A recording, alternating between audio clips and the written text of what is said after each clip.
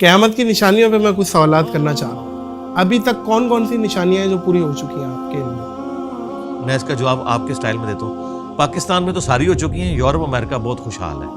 ٹھیک ہے, یہ تو ہو گیا ایک لائٹر موڈ میں. قیامت کی جو سب سے بڑی نشانی پوری ہوئی ہے نا, وہ نبی الاسلام کا دنیا میں آنا ہے. صحیح مسلم میں حدیث ہے, میں اور قیامت اس طرح ساتھ بھیجے گئے ہیں جس طرح یہ 2 انگلیاں. کیونکہ نبی الاسلام آخر الزمان ہے, خاتم النبیین ہے. آپ کے بعد اب کوئی پیغمبر نہیں آئے گا. سبحان اللہ. آپ دیکھیں ہزاروں لاکھوں سال کی ہسٹری میں آخری شخصیت ہے جن سے اللہ تعالیٰ نے کلام کیا ہے. تو اس کا مطلب ہے یہ کائنات اب کنکلوڈ ہو رہی ہے. اب یہ کنکلوڈ, بھئی لاکھوں سال کی کائنات کو کنکلوڈ ہونے میں بھی ہزاروں سال چاہیے نا. تو سب سے بڑی نشانی نبی الاسلام کی دنیا میں تشریف آوری. دوسری بڑی نشانی جو قرآن پاک میں سورۃ القمر کے سٹارٹ میں آئی اور بخاری مسلم میں حدیث ہے, وہ چاند کا 2 ٹکڑے ہونا.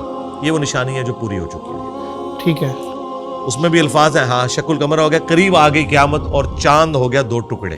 ٹھیک ہے, یہ قیامت کی نشانیوں میں سے.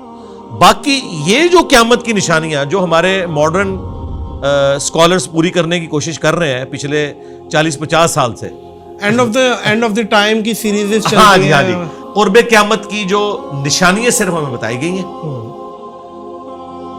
ان کا پورا ہونے کا جو ایئر ہے وہ ہمیں نہیں بتایا گیا.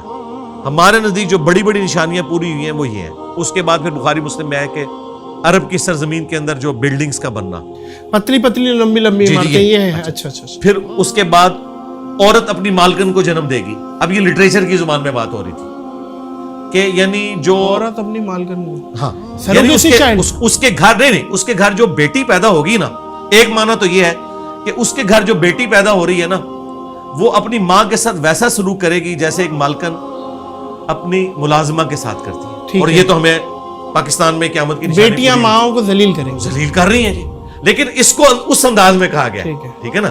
لٹریچر کی زبان میں اسی طریقے سے بات ہوتی ہے, کیونکہ جب آپ بات کنوے کرتے ہیں پھر اسی طریقے سے. یہ نشانی پوری ہوئی ہے.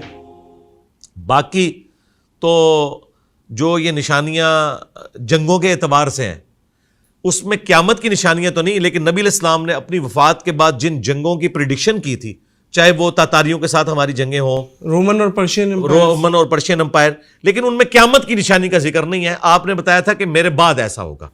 قیامت کی جو نشانیاں پوری ہوئی ہیں نا بڑی بڑی, وہ تو یہی ہیں.